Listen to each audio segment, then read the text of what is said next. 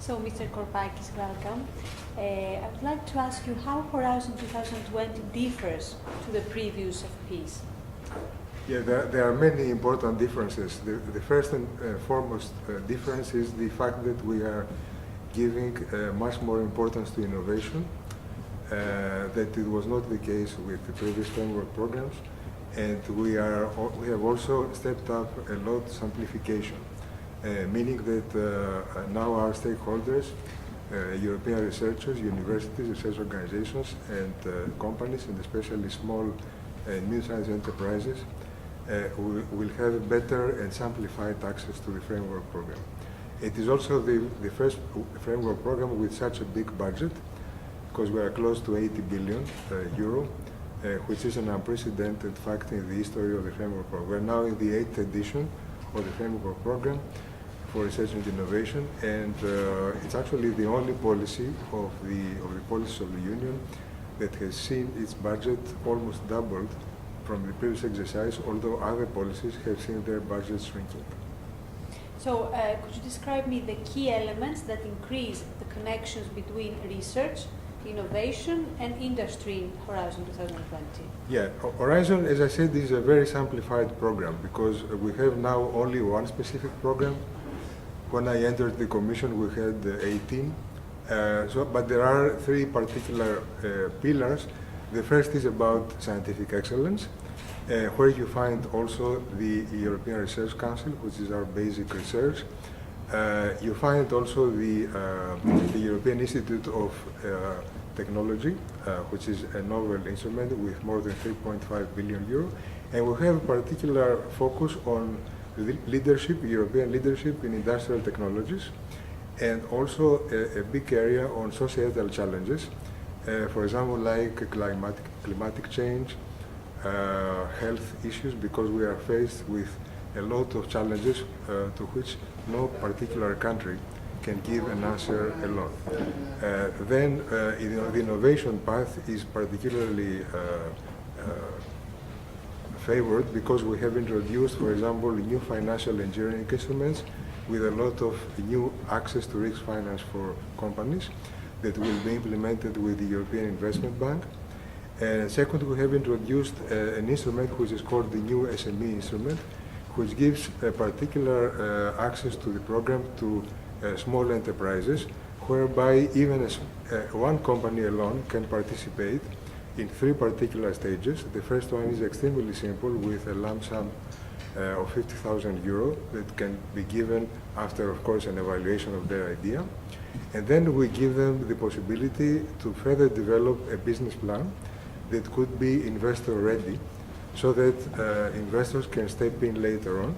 And we give them also support through the whole phase of the deployment of the project, with particular support of consultancies that can be freely chosen by the enterprise, and we will pay the fees, because there is a third phase where people have to commercialize their products, and this is normally the most challenging one for a small enterprise. We are also giving particular attention to demonstration projects, whereby we give particular importance to the so-called first-of-a-kind demonstration of processes and services, because we often have very good projects that come out with prototypes, but they have no way to put them in the market, and this creates a disadvantage for Europe in global competition. So all in all, we have a lot of new elements, and all this, of course, is based in Europe 2020 strategy and in our flagship initiative on the Innovation Union, which is already in its fourth year. And as you know, we publish every year the so-called State of the Innovation Union report. And 3 days ago, we adopted a new communication on research and innovation as sources of renewed growth that give a particular emphasis on investment on research and innovation, and in particular on reforms that member states have to implement to step up quality of investment. Okay, and tell us a few words about WIRE 2014 and its importance. Yeah, WIRE 2014 is the 5th edition of our flagship conference, I have the privilege to fund WIRE by my own activities in the unit, and it has now become a particularly favored place of all stakeholders in regional policy, and we try always to identify the particular trends in innovation where regions can get real initiatives and step up with innovation and growth. We are in a particular moment in the overall planning process because, as you know, all the member states are now introducing their operational programs and the partnership programs of the structural funds. And in particular, in research and innovation, we have introduced the concept of smart specialization, which bases the full effort in a completely new basis.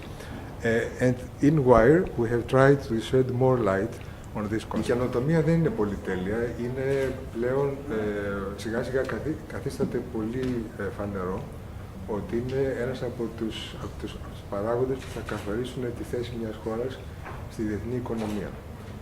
Χωρίς καινοτομία δεν υπάρχει καμιά ελπίδα για καμιά οικονομία να επιζήσει και η πιθανότερη εξέλιξη είναι ότι θα γίνει ουραγός και θα ακολουθεί πάντοτε, θα είναι εξαρτημένη οικονομία και δεν θα έχει καμιά ελπίδα να κάνει κάτι καλύτερο και συνεπώς να προσελκύσει επενδύσεις, να φτιάξει κάτι καινούριο και να ανταγωνιστεί, γιατί τίποτα δεν δίνεται δωρεάν. Όλα αυτά τα οποία έχουμε αναπτύξει κατά καιρούς και αυτά τα οποία έχει υιοθετήσει το Ευρωπαϊκό Συμβούλιο και το Συμβούλιο Υπουργών και το Κοινοβούλιο δείχνουν ότι πρέπει να προχωρήσουμε σε μια πολιτική καινοτομίας. Η Ελλάδα έχει όλα τα εχέγγυα να το κάνει αυτό. Σας θυμίζω μόνο στο πρόγραμμα πλαίσιο, η Ελλάδα έχει μια εξαιρετική συμμετοχή. Είναι ανταγωνιστικό το πρόγραμμα πλαίσιο, δεν τα μοιράζουμε στις κυβερνήσεις, δεν είμαστε όπως τα διαφορετικά ταμεία. Και πρέπει να σας πω ότι η Ελλάδα στους 28 κατατάσσεται ένατη στα συμβόλαια τα οποία έχει κερδίσει. Και πρέπει να σας πω ότι αυτό το έχουν κάνει οι ελληνικές επιχειρήσεις, τα πανεπιστήμια και οι ερευνητικοί οργανισμοί. Δεν συμμετέχουν κυβερνήσεις υποβάλλοντας προγράμματα. Είναι κάτι το οποίο το έχουν κερδίσει οι οργανισμοί της έρευνας μόνοι τους. Και συνεπώς είναι κάτι το οποίο δείχνει ότι η χώρα έχει εξαιρετικό δυναμικό, αλλά δεν αρκεί το ερευνητικό δυναμικό. Πρέπει να βρεθούν μηχανισμοί εκείνοι οι οποίοι θα περάσουν την καινοτομία σε συνθήκες αγοράς.